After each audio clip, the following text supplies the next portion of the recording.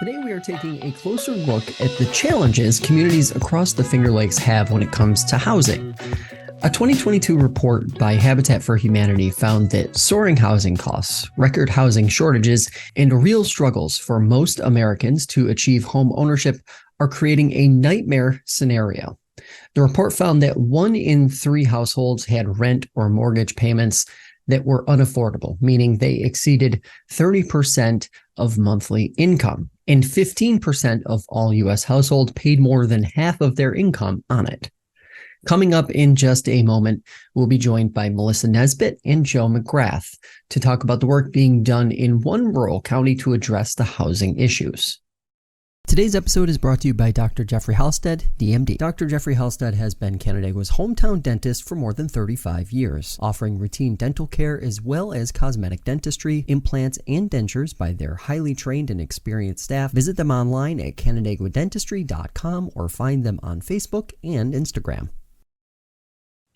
All right, Joe and Melissa, thank you both for taking the time this morning to talk to us about Seneca Housing and an upcoming event and frankly, the entire month.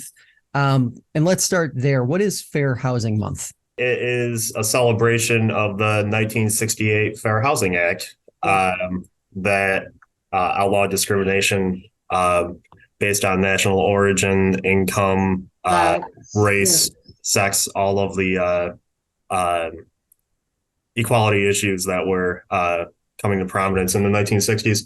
And Fair Housing Month is celebrated by most municipalities throughout the country as the federal government, state and counties, and everyone works towards the goals under the Fair Housing Act from 1968. Mm-hmm. So the Housing and Services Fair, give us a little bit of a 411 on what we have going on there. Sure. So we have about 40 different we're calling them vendors, exhibitors that are coming from all around the county. They all offer free services to anyone in our county from low to moderate income, and some are just free for anybody of any income level. We have like Legal Assistance of Western New York, Habitat for Humanity, Lakeview Health Services, USDA, NYSEG, all different kinds. And it's free, open to the public. We'll have some food in the morning. We'll have breakfast pizza and coffee. We'll have regular pizza, soda, and water. We have giveaways, grocery gift card giveaways, and TV giveaways. It's all sponsored by NextEra Energy, Generations Bank, and CFCU Community Credit Union. They donated those items and the money for us to pay for them. So. Very cool. If you're kind of thinking in terms of like what a goal would be for an event like this, how do you quantify success versus not success with these types of events?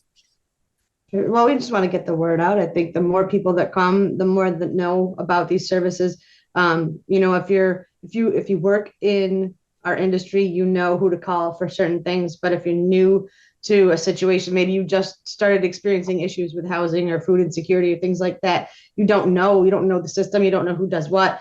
People are always calling our office asking for different things. So we thought this was a nice way to bring attention to Fair Housing Month, but also to just get people in the room to talk and go from table to table and learn about all the different resources that are available in our community. Our community is so generous, and we have so many amazing not-for-profits and other organizations willing to donate and help with services and for individuals that are needy, that it's successful if everybody finds out. And the more people that come, the more people find out after, word spreads. Very cool. When we're talking about housing access and some of the issues that come along with housing access in a county like Seneca, what are some of the forces that you guys are working against, or where do you see the biggest issues presenting themselves? Is it access of a certain type of housing? Is it just a general lack of housing? Like what are some of the things that are like specific issues for Seneca? Sure. So pre-COVID, it was a lack of safe, decent, and affordable housing. And then it's not just Seneca, it's everywhere. Then COVID came, and in New York State, evictions were halted, and landlords weren't able to make decisions on their property and get people out and keep things moving. That was a horrible clog in the works, basically. And then once that began to lift. The courts were so overburdened with so many evictions. And then in tandem, the landlords still weren't able to even move for eviction with many of their tenants, because even if they applied for these ERAP relief, even if they weren't eligible, didn't matter until ERAP's determination came back, the landlord wasn't allowed to evict. So you had people living in houses for like 3 years, not paying rent, just because some of them, just because they didn't have to. And landlords stuck, and many of those landlords had mortgages and so many things. So that's a huge problem. That made it worse because there wasn't movement. People weren't moving in and out of these units. And the other piece of it is that so many landlords were burned basically from this that they stopped. They stopped working with working in New York State at all. Many of them sold their properties off. Some of them went into foreclosure. That's still happening now. Part of the housing crisis that's about to explode. So it's unprecedented, like everything else is happening in the last few years. It's a mess. Of course.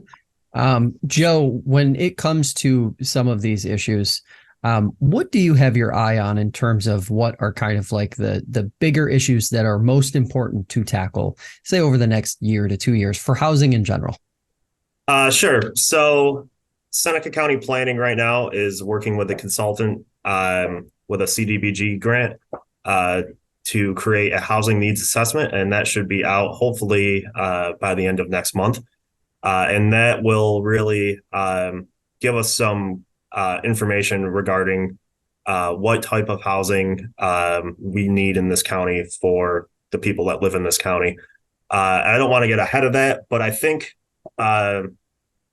taking what Melissa said and the statewide and national issue of housing, we have a supply problem, really. There's not enough housing to house everyone. And when Melissa talks about people not being able to move around or causing gluts in the system, I think it's really talking about that supply. We don't have enough units across the board to house everyone. So thinking about it from that perspective, I'm hoping that this housing needs assessment that we're working on and what we're doing with the land bank and everything that's going on with housing in Seneca County, we can move towards producing more housing and hopefully alleviating some of the issues that we're seeing across the board. I'm always curious, and I think this probably varies by every community, but is it more rental units? Is it more single family homes? Is it a combination of the two, or is there more of a need of one or the other to kind of free the other one up? From the public meetings that we've had through this process, we're hearing a lot about senior housing, seniors wanting to downsize and stay local in doing that. And there's not much opportunity for the types of units that these seniors would like to either purchase or rent or whatever it may be. Single story, single level, affordable are important and things that we heard. So that's definitely something we're going to be looking at. Through those same meetings, there was a lot of talk about homelessness and those types of issues. And I think we're going to be taking a close look at that as well. But really, the supply problem is across the board. So if you're, a family, middle-class family looking for a decent house in Seneca County, it might take you a while to find one. And that's, creating issues in our business community with employment and attracting qualified workers for our industries here, and it's creating issues for people that want to stay in Seneca County that may be from here and looking to start their family and their careers. And it's hopefully something we're going to be able to address moving forward after the housing needs assessment is completed. And when it comes to all of these housing related issues, Governor Hochul's proposal to increase housing, we don't know for sure yet if it's going to be included as described in the state budget, but would in theory put some pressure on municipalities across the state to start enhancing and building out that housing stock. My curiosity from your guys' point of view, in the work you each do. Housing proposal, good, bad, or kind of indifferent in terms of addressing the issues that you guys see on a regular basis? At this point, it is hypothetical. You don't know what's going to pass and what's not. I think I've seen a lot in the news about the 1% increase in housing units by municipality over 3 years. And I think that's a great goal. I think, some of our municipalities here will easily achieve it and some may struggle, but excuse me. I'm hoping that with this housing compact or the proposal, there's funding available for rural communities like ours to, build out infrastructure and do the planning and all of the things that it takes to actually produce housing, at this scale. Melissa and I and everyone that's involved in this, we often have conversations about if there's money available for this work, what is the best way to access it? Do we have the local capacity and the local ability to accept and spend and produce the results of what these grant sources and funding require for housing production? And so that's a big piece of it. So, I'm really hoping that whatever the state comes up with, we're working here in Seneca County to make sure that we can take advantage of it. I'm concerned about the land use regulations on our communities. I know the state, HOCO wants to give the state authority to override like the local zoning laws. And I think she's going to run into so many problems with that. And I just think I think it's a government overreach, but I think it's just going to slow the whole thing down. And we need housing. We don't need to fight. It's going to go to court. It'll be a whole thing. It'll be a whole ordeal. And it's just another added piece that we don't need that, 800, what is it? I think it's 800,000 homes in the next decade. And, we're struggling now. I don't have a lot of hope for it, but we'll see. We'll see where it goes. Yeah, absolutely.